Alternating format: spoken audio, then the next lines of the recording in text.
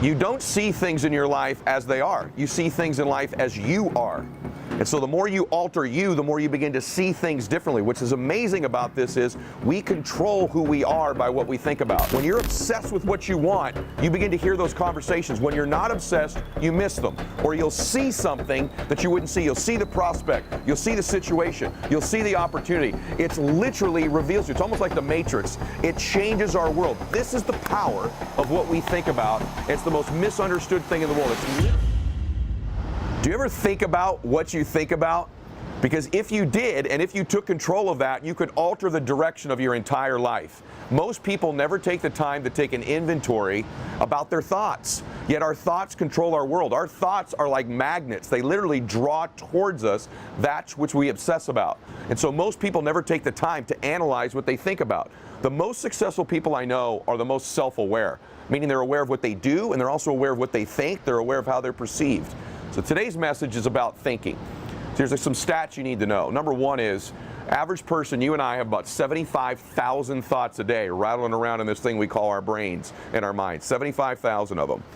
The crazy thing is 91% of those thoughts are identical to the previous day and are identical to the day before that and the day before that and the day before that. And then we wonder why our life seems to repeat itself over and over again. So really the difference in our life, if we have 75,000 thoughts a day, here's the crazy thing, 91% of them are exactly the same.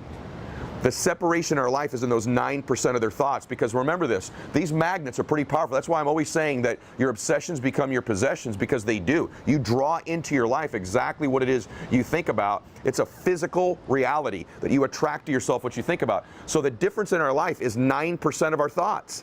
That's why people say all the time the difference between winning and losing is so small, it's almost too scary to talk about. And really, we've identified what it is. It's 9% of what we think about alters the direction of our life.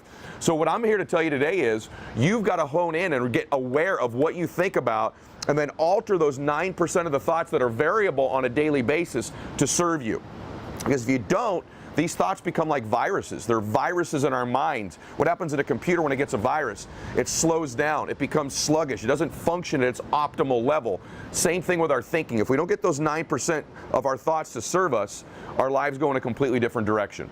So remember this, you don't see things in your life as they are. You see things in life as you are.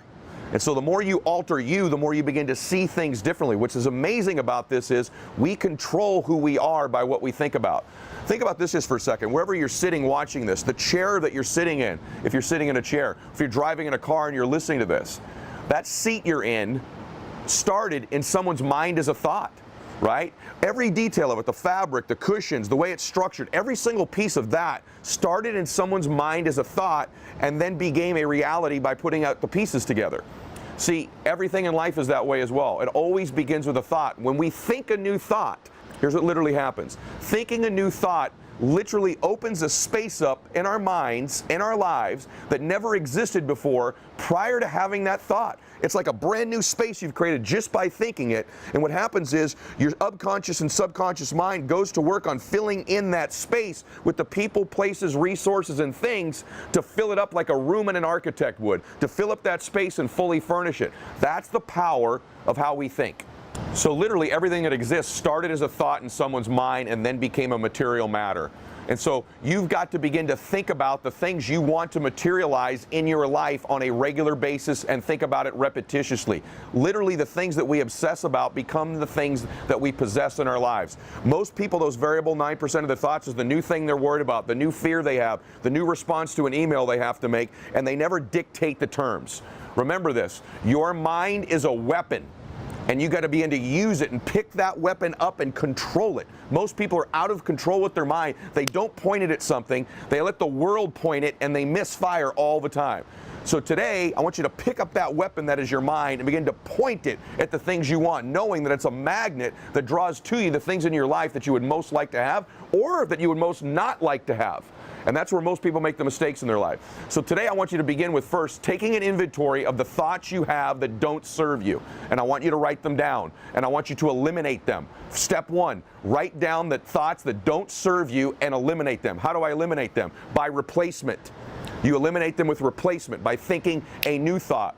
It's as simple as saying, what thought would I need to have that would serve me to get this goal or dream or vision that I have? and get that thought, write it down, repeat it over and over and over and over again. Because there's a part of our brain called the reticular activating system. And it's the filter that we see the entire world through. I talk about it a great deal in my book, Max Out Your Life. You can click the link here. There's a little bit of the description in the bio as well, or go to maxoutbook.com. You can get the book or go to Amazon. But I talk about this in the book. The reticular activating system is the filter through which you see the entire world. It's powerful. And so that's why it filters out all the things in your life that aren't important to you, so that you can be sane. You don't feel the blood rushing through your left ear. You're not conscious of your breathing. A million stimulus would hit you. If you couldn't filter things out, you'd go crazy. This allows you to only filter into your consciousness what is most important to you. And what's most important to you is what you think about all the time. And it creates a filter.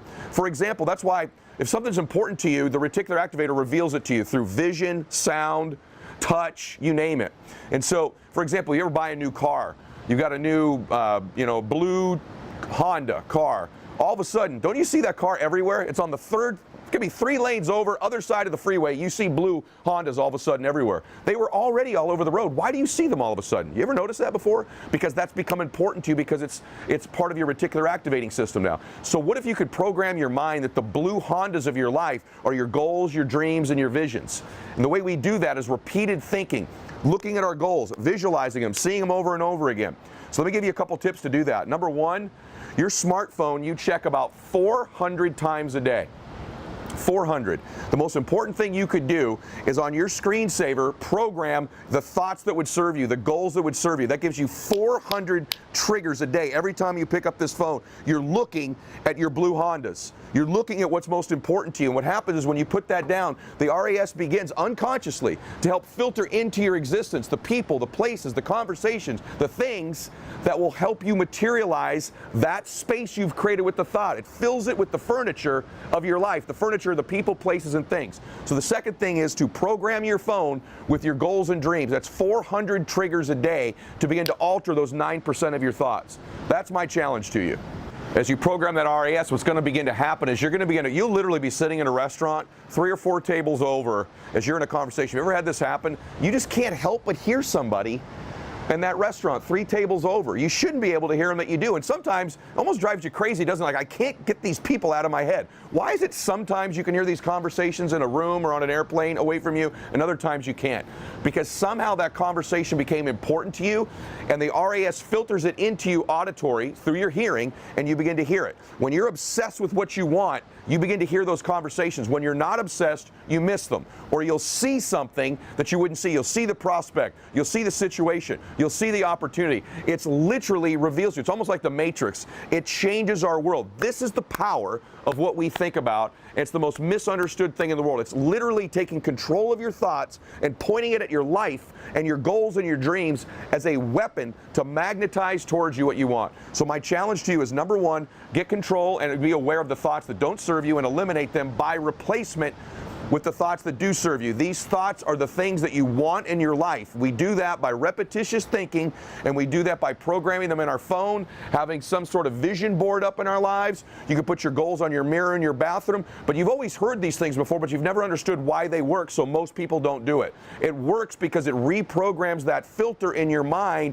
to begin to find those things in your life. If you don't take control of them and you think you're just going to work your way into it, you will work yet another year, another month, another decade, and that life's going to look an awful lot the same, because we become what we think about, and if we don't alter those 9%, our life ends up looking exactly the same. So my challenge to you is to program your RAS, to write those goals down, and to repetitiously program them into your thinking as much as you can. I used to walk this beach as a kid and say, this is where I want to live someday. I knew exactly what beach, I knew exactly the area, and the more my brain went to work on that specific thought, that specific place, the more likely it was to happen. So remember this, the more specific you are with your thinking, the more intentional you are with the thoughts, the higher the probability of it happening, and your brain can go to work, that RAS can go to work on finding the people, places, things, and resources to fill in that very specific thought that you have. So don't be general, be specific, and repeat it over and over and over again to yourself,